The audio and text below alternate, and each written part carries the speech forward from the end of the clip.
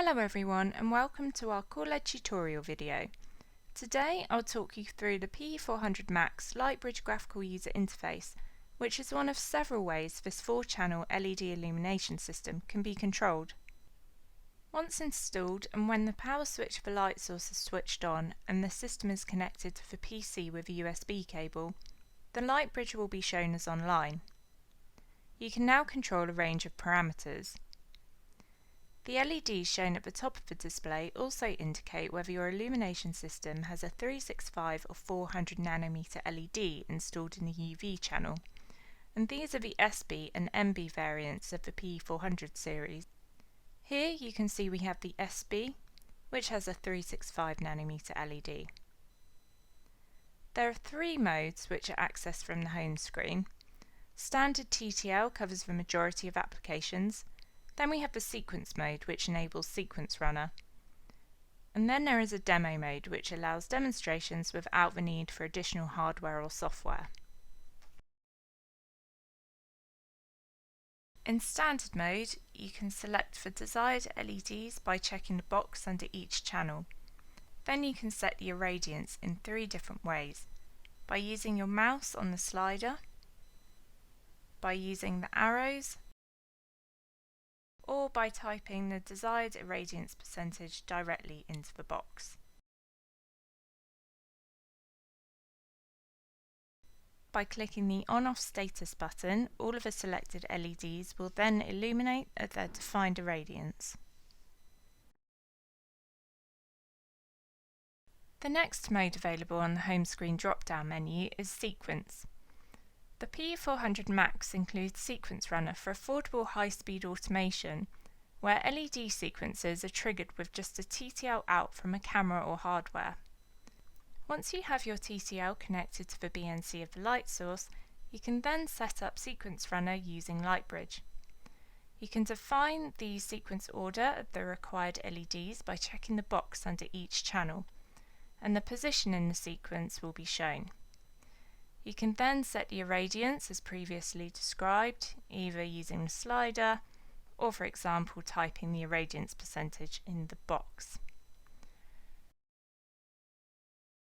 Once your sequence is defined, you can then click Ready.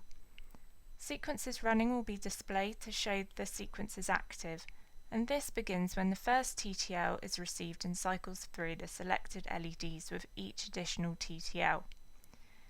You can then click Stop and Clear if you want to reprogram the sequence. The final option in the drop-down menu is Demo Mode. This is a great tool for demonstrating the pE-400 Max, whether to potential customers or during training sessions. Simply select the LEDs you wish to demonstrate in the order you want them to illuminate, and set the irradiance for these channels as previously described. You can also set the interval time here. When you're ready, click the on-off status button and this cycles through the wavelength selected. Like sequence mode, after stopping the sequence it can be reset by clicking Clear.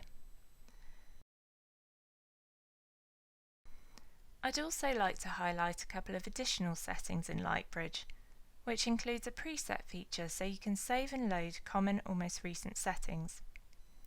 You can save your setting under File, Save Current Settings, and we'll call this Preset 2. Then click Save.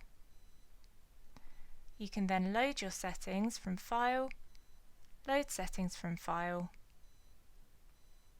and here we can load Preset 1.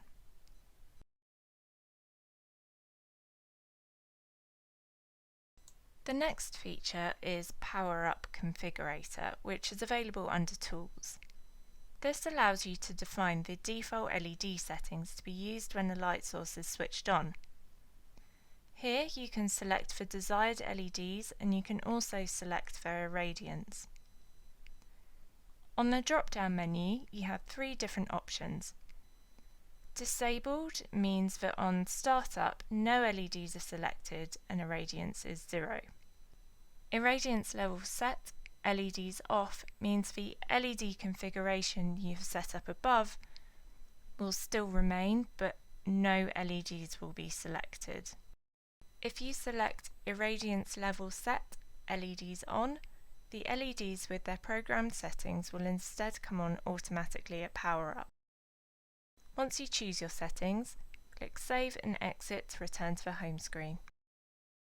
Additional tools available in Lightbridge include a firmware update check, copy diagnostics, which is useful if you speak with our support team, and an option to keep the window on top for access if using multiple applications.